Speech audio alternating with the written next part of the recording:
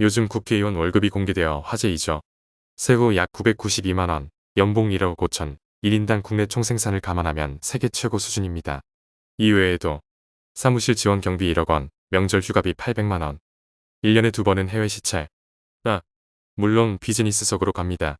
의원회관 내 병원도 무료입니다. 보좌진도 총 9명이나 임명할 수 있어요. 그런데 정해진 출근 시간이 없대요. 이게 무슨 말이죠? 대체 무슨 일을 하길래 이렇게 많은 돈을 받고 있는지 잘들 하고 있는 걸까요? 이 영상 하나로 기본적인 정치 얘기는 이해할 수 있게 설명해 드릴게요. 오늘은 국회의원의 권한과 의무에 대해서 알아보겠습니다.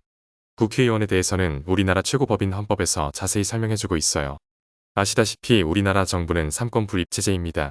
이 중 국회는 대한민국의 법을 만드는 입법부입니다. 국회란 국민대표자 회의를 줄임말입니다. 2023년도 기준으로 대한민국 국민은 5,100만 명 정도였네요. 대한민국 국회는 단원제 의회이며 300명의 총 국회의원으로 구성됩니다. 단원제 의회가 뭐냐고요? 단 하나. 의회가 하나라는 겁니다. 미국 같은 국가는 의회가 2개인 양원제, 즉 상원, 하원으로 구성되어 있어요.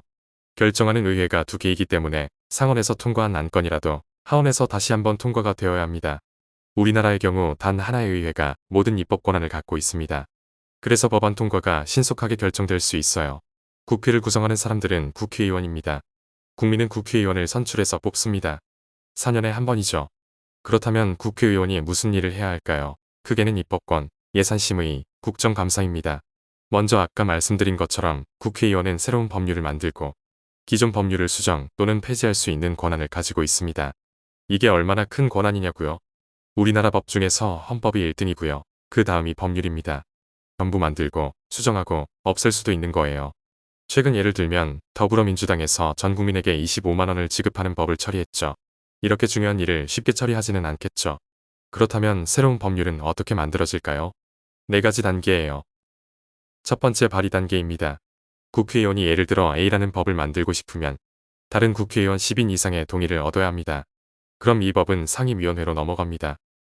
두 번째 상임위원회를 통과해야 합니다. 상임위원회에서는 발의된 법안을 토론하고 다듬어서 본회의의 안건을 상정할 준비를 합니다.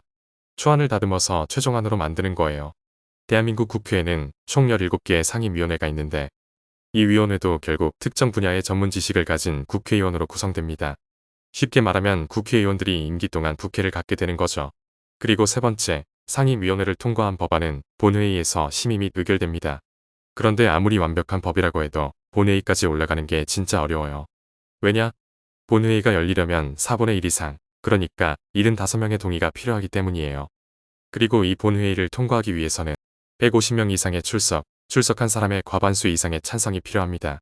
지금은 더불어민주당이 161석, 그러니까 더불어민주당 의원들만으로도 하나의 법안을 통과시킬 수 있겠네요.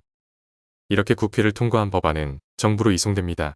대통령이 국무회의에서 승인하면 이 법은 확정됩니다. 만약 대통령이 법안을 거부했다? 그럼 다시 국회로 돌아가요. 국회에서 재의결을 하게 되는데 이 경우에는 제적의원 과반수 출석과 출석의원 3분의 2 이상의 찬성으로 법률로 확정될 수 있습니다. 그러니까 대통령이 싫다고 해도 국회의원이 150명 출석하고 100명 이상 찬성하면 국회에서 법률을 확정시킬 수 있어요. 국회의원이 하는 일 둘째로 예산심의입니다. 2024년도 기준 대한민국의 예산은 총 656조 6천억 원. 국회의원은 내년에 나라 돈을 어디에 쓸지, 쓰지 말지를 결정할 수 있어요. 보통은 정부에서 9월까지 국회에 내년도 예산을 제출하면 국회에서는 12월 2일까지 확정해야 합니다. 늦어지는 경우도 있어요. 작년에도 3주 늦었네요. 그리고 작년에 돈을 잘 썼는지도 감시하고 확인하는 결산심사도 합니다. 셋째로 국정감사입니다. 국회의원은 정부가 일을 제대로 하고 있는지 감시하는 역할을 해요. 아까 정부가 삼권 분립이라고 했었죠. 국정감사에서는 사법부와 행정부까지 모두 감시하고 특정 사안을 조사합니다. 실제로 이 기간에는 공공기관의 자료 요구가 쏟아져요. 이외에도 국회의원은 국가의 중요한 사안에 대해 동의하고 승인할 권한이 있습니다. 정부는 외국의 군대를 파견하거나 외국과 중요한 약속을 할 때 국회의 허락을 맡아야 합니다. 또한 대통령이 국무총리, 대법원장, 감사원장 임명을 할 때에도 국회의 동의를 얻어야 합니다.